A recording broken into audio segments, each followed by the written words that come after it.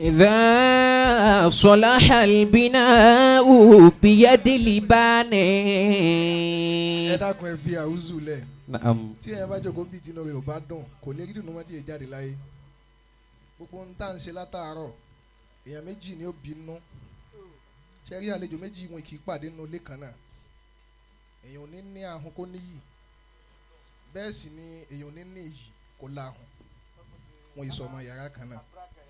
afáwa àgbà Gaothu Shabaab ẹ má bínú gbogbo ẹ̀yin àfáà tí wọ́n retí tẹ̀rẹ̀hìb ẹ má bínú ẹ dákun kò ní lọ ọ̀nà ibẹ̀ yẹn àwọn èèyàn ti kí yín látàárọ̀ ẹ má bínú ìṣẹ́jú méjì ni bàbá àgbà Gaothu Shabaab lásì kí ṣé ẹ rí gbogbo ohun tẹ́ ń ṣe fún gbogbo wa ní ń dùn mọ́ wa nú mò ń fi ẹnu bàbá àgbà ní Rawdatul Kalam kò sí ẹni tí inú yóò dùn táfà yẹn lónìí bí àṣà bàbá òjìbára ń jọ tí àfàfọ́ yẹn gba ọkọ̀ wọn lọ́mọ tán bá mú ń jọ òun bẹ́ẹ̀ ni ó ṣe ráúdọ̀ náà lálẹ́ ọmọ tó bá kó ṣe ráúdọ̀ lọ́wọ́ nǹkan ó ṣe ẹ dákun gbogbo wa Suratul Fatiha ẹyọ kan là á ṣe bàbá àgbà Gaothu Shabaab ni wọ́n ní Ọlọ́run dákun jọ̀ọ́ jàre Ọlọ́run dákun jọ̀ọ́ jàre àti délé láyọ̀ wa àti délé ọ̀rìn láyọ̀ wa àwọn ni wọ́n ní ráúdọ̀ dẹ̀ gbọ́dọ̀ sanwó yẹn torí kankan gbọ́dọ̀ ṣe Gaothu báyìí ráúdọ̀ ní nǹkan ṣe àfi kó jí làárọ̀ báyìí tí yóò bá ṣe Kùránì mi kan máa fi tìyẹn kan Haji Idris Jitunde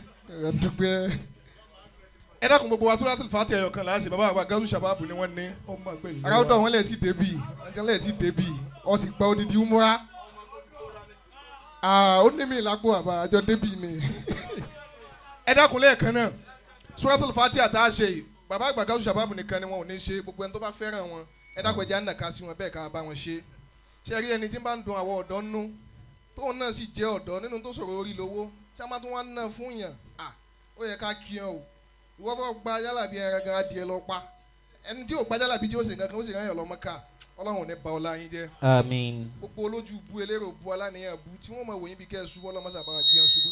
Àmín. ẹ̀yin nìkan ni ẹ má bá wa kí ẹ dákun gbogbo àwọn tó kù ní ẹjẹ́ bá wọn kí káwọn nìkan máa dàníyàn bẹ́ẹ̀ kò sẹ́ni tí ìmara họ gẹ́gẹ́ bí alára Ọlọ́run abiyọ́ dákun jọ̀ọ́ jàre mọ́sá wàlá àjókòó Mawlana Hamir al-Jaysh wọ́lá ẹni tí inú rẹ̀ tó ń dùn jù lónìí tí ń jẹ́ ṣé ò fọ́rìn wọ́n ní Jímọ̀ tí ó bá dún Àlàmísì láti mọ̀ Sunday ní fọ́rìn ti mọ̀ wọ́n ti mọ Jímọ̀ tí ó dùn bí káfá yẹn ó ti dé kò ní Ọlọ́run dákun jọ̀ọ́ jàre má bà yín jẹ́ o. Àmín. bisimilayi al-Fatiha. bisimilayi rahim alhamdulilayi rabbil alamin arrahman arrahim maliki yawmiddin iyyaka na'budu wa iyyaka nasta'in ihdinas siratal mustaqim siratal ladina an'amta alayhim ghayril maghdubi alayhim waladdallin àmín.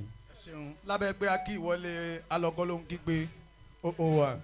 àfọ olóko. àjẹsára dàgbà.